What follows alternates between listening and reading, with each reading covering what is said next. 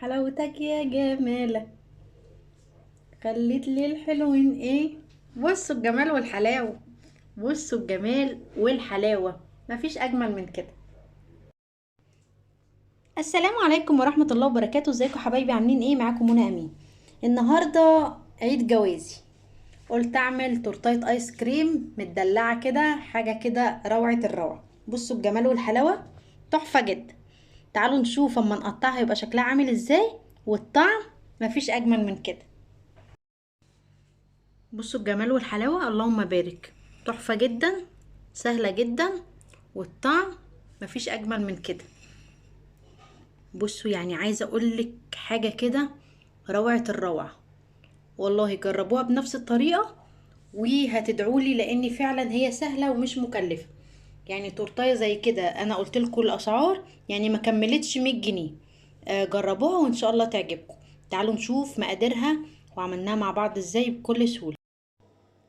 النهارده بقى قلت بمناسبة عيد جوازي، آه، بقالي 15 سنة، اللهم بارك، متجوزين.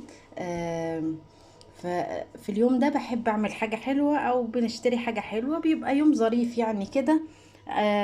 قررت ان انا اعمل تورتة ايس كريم وافاجئ جوزي كده، لان هو بيحبها كمان. فجبت الحاجة وقلت اعملها وازينها كده، حاجة يعني بسيطة بس جميلة.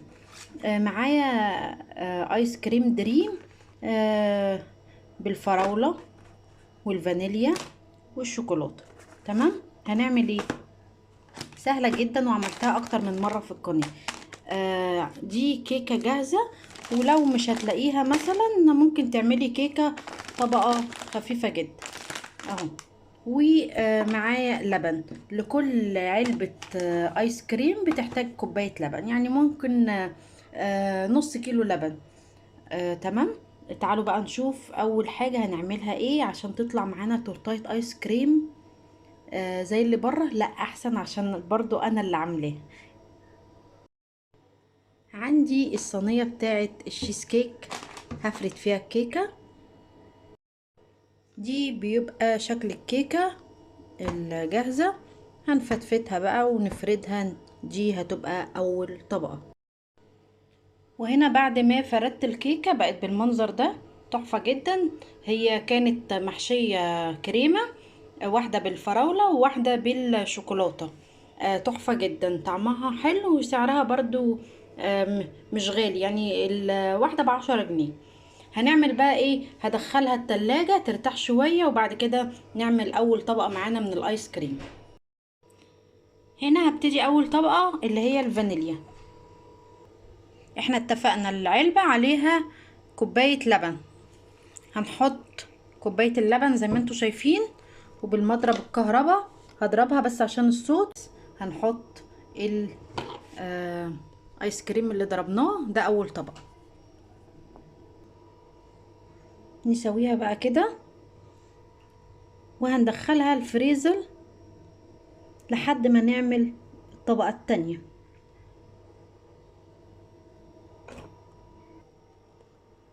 وده شكلها متساوي اهو. هدخلها الفريزر ونحط النوع اللي في النص بقى، هحط الفراولة.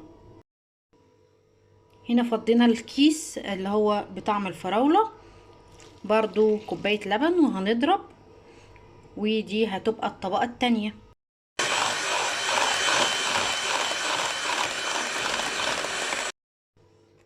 هنا بعد ما ضربت الفراولة حاسة ان لونها بهتان سيكة، انا عايزة اعزز بقى اللون.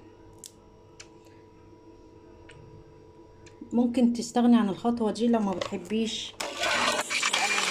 فرقت جامد. طلعناها بقى من الفريزر، هننزل بالطبقة التانية. ودي كانت الطبقة التانية. وهنا اخر طبقة الشوكولاتة، هنزل برضو بكوباية لبن وهضرب. وهنا الطبقة الاخيرة الشوكولاتة، هنصبها برضو مع بعض.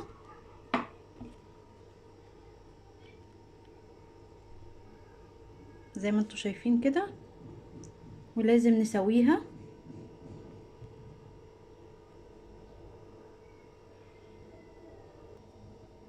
اهي كده سويناها. مش هزينها طبعا دلوقتي عشان لو حطيت اي حاجة هتسقط في الايس كريم.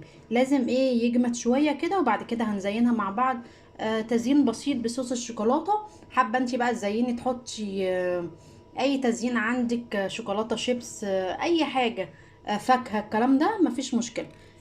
انا بقولك الطريقة والمتاحة عندك تعمليه. طب يا منى انا عايزة اعملها ومش عندي بتاعة الشيز كيك اللي هي بتتفتح دي، اعمل ايه؟ ممكن تعمليها في بايركس، ممكن تعمليها في اطباق اللي هي الازاز. اي حاجه متاحه عندك، الطريقه عندك، بس الامكانيات اللي عندك تقدري تعمليها في اي حاجه موجوده عندك. هدخلها الفريزر ونص ساعه نطلعها ونزينها مع بعض. وهنا بعد نص ساعه انا عندي صوص الشوكولاته ده هزينها بيه.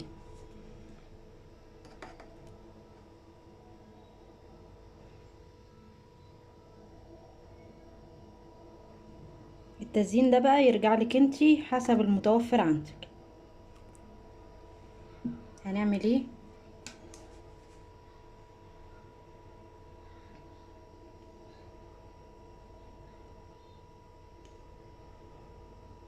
زي ما انتوا شايفين كده.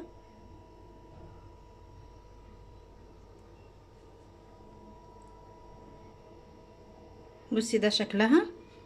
هزود انا بقى ايه، عندي بسكوت بوريو. هحط كده بسكوت. تزيين بسيط وبرده مش مكلف. والتورتايه نفسها كلها بتاعت الايس كريم ما كلفتنيش. الاسعار هقول لكم عليها. يعني انا آم، علبة الايس كريم الواحدة ب17 جنيه. تمام. والكيكة الواحدة ب10 جنيه. وكيس لبن بخيره ب14 جنيه. صوص الشوكولاتة ده عندي. عايزة اقولك يعني هي مش مكلفة، ولو جبتيها من بره هتكلفك مبلغ كبير يعني. دي مش مكلفة وتقدري تعمليها بكل سهولة في البيت. ولو عندك مناسبة ولا حاجة ممكن تعملي في حجم اكبر، او التزيين بيبقى مختلف شوية. هحطها بقى في الفريزر ليلة كاملة. لازم تبات ليلة كاملة في الفريزر عشان لما تطلع نشوفها مع بعض ونشوف شكلها لما نشيل صينية الشيز كيك دي منها. هنشوف بقى الطبقات اللي احنا عملناها مع بعض ونقطعها مع بعض. بيبقى شكلها في منتهى الجمال ولا طعمها تحفة جدا. كلنا عارفين طبعا منتجات دريم بتبقى لا يعلى عليها. هدخلها بقى الفريزر وهنشوفها مع بعض لما اقطعها ان شاء الله.